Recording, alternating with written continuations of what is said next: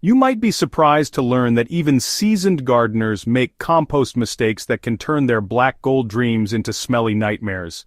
Whether you're a weekend warrior tending to your first compost bin, or a veteran gardener who's been at this for decades, these three composting errors are more common than you think. Today, we're diving deep into the most frequent composting pitfalls and giving you the knowledge to avoid them, so you can create the perfect compost for a vibrant, thriving garden. Before we tackle these mistakes, let's remind ourselves why composting is such a game changer for your garden. Composting isn't just about reducing kitchen waste or being environmentally conscious, though those benefits are certainly worth celebrating. At its core, composting is about creating nutrient-rich soil that serves as the foundation for healthy, robust plants. When you add quality compost to your garden beds, you're essentially feeding your soil a complete meal. This organic matter improves soil structure, enhances water retention, promotes beneficial microbial activity, and provides a slow-release source of nutrients that plants can access throughout the growing season.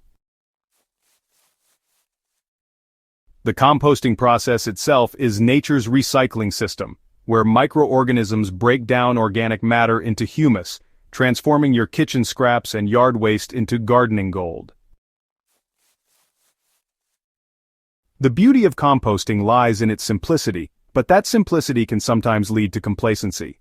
Many gardeners assume they can just throw organic materials together and wait for magic to happen.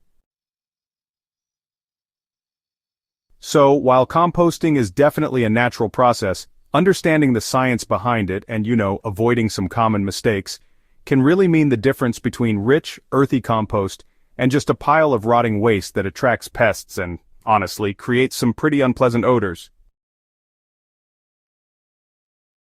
Mistake number 1. Creating a waterlogged mess. The most frequent mistake I see in composting is, maintaining improper moisture levels, especially when things get way too wet. Your compost pile should actually feel like a wrung-out sponge when you squeeze a handful, but a lot of gardeners unknowingly create these swamp-like conditions that just halt the decomposition process and create anaerobic conditions. When your compost becomes waterlogged, the beneficial aerobic bacteria that break down organic matter just can't survive. Instead, those anaerobic bacteria take over, producing that, classic rotten egg smell that really makes you want to avoid your compost area entirely. This isn't just unpleasant, it's a sign that your compost isn't decomposing properly and may actually be putrefying rather than composting. Several factors contribute to overly wet compost. Heavy rainfall without proper drainage, adding too many wet materials like fresh grass clippings or kitchen scraps without balancing them with dry materials, or placing your compost bin in a low-lying area where water naturally collects are all culprits. Additionally, many gardeners make the mistake of adding water because they think more moisture equals faster decomposition, but this approach often backfires. To fix overly wet compost, you need to restore the proper moisture balance and improve drainage. Start by turning your compost pile to aerate it and allow excess moisture to evaporate. Then add carbon-rich brown materials like dried leaves, shredded newspaper cardboard, or sawdust to absorb excess moisture and create air pockets. If your compost is severely waterlogged, you might need to partially disassemble the pile, add a significant amount of dry materials, and rebuild it with better layering. Prevention is always better than correction, so consider the location of your compost bin and ensure it has adequate drainage.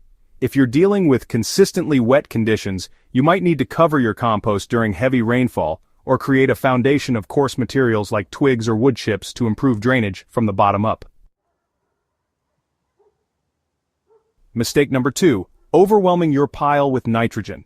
The second major mistake involves creating an imbalanced nitrogen-to-carbon ratio, typically by adding too much nitrogen-rich material. While nitrogen is essential for microbial activity and decomposition, too much of it creates problems that can stall your composting process and, honestly, create some pretty unpleasant conditions. Nitrogen-rich materials, often called greens, include fresh grass clippings, kitchen vegetable scraps, coffee grounds, and fresh manure. These materials are high in protein and provide the energy that microorganisms need to break down organic matter. However, when you add too many greens without balancing them with carbon-rich browns, you create an environment where decomposition happens too quickly and generates excessive heat and ammonia. An overly nitrogen-rich compost pile will often smell like ammonia, feel slimy or overly wet, and may actually repel the beneficial organisms you want to encourage. To correct a nitrogen-heavy compost pile, you need to add carbon-rich materials to restore balance. The ideal carbon-to-nitrogen ratio is approximately 30:1, though this doesn't mean you need to measure precisely. Instead, aim for roughly 3 parts brown material to 1 part green material by volume. Brown materials include dried leaves, shredded paper, cardboard, sawdust, and woody materials. So when you're adding browns to correct a nitrogen imbalance, it's important to mix them thoroughly throughout the pile, rather than just layering them on top. This way, you ensure proper integration and help restore the microbial balance throughout the entire compost. And don't forget to turn the pile regularly. This promotes even decomposition and prevents those pesky anaerobic pockets from forming. Mistake number 3. Suffocating your compost with poor airflow. The third critical mistake involves inadequate aeration, which is, essential for proper aerobic decomposition. Many gardeners treat their compost pile like a storage container, continuously adding materials without considering the need for oxygen circulation. Without proper airflow, your compost pile becomes anaerobic, leading to slow decomposition, unpleasant odors, and potentially harmful bacteria. So let's not forget the importance of keeping that air moving. So, to improve airflow in your compost pile, regular turning is really essential. Aim to turn your compost every 2 to 3 weeks, moving materials from the outside to the center and vice versa. This not only introduces oxygen, but also helps ensure even decomposition throughout the pile. When turning, just look for signs of proper decomposition, like the materials breaking down and the pile generating warmth. Understanding and avoiding these 3 common composting mistakes transforms your approach from hoping for success to knowing you'll achieve it. Remember that composting is both an art and a science, requiring attention to moisture levels, nutrient balance, and airflow, while remaining forgiving enough that small adjustments can correct most problems. The key to consistent composting success lies in regular observation and adjustment. Check your compost weekly, paying attention to moisture levels, temperature, and any odors. A healthy compost pile should smell earthy, feel moderately moist, and generate gentle warmth as microorganisms work their magic. When you notice problems early, corrections are simple and effective. Your composting journey is an investment in your garden's future, and every mistake is an opportunity to learn and improve. The rich, dark compost you'll create by avoiding these pitfalls will reward you with healthier plants, better soil structure, and the satisfaction of participating in nature's perfect recycling system. Don't forget to subscribe to Smart Garden for more practical gardening tips that help you grow better, smarter, and more successfully.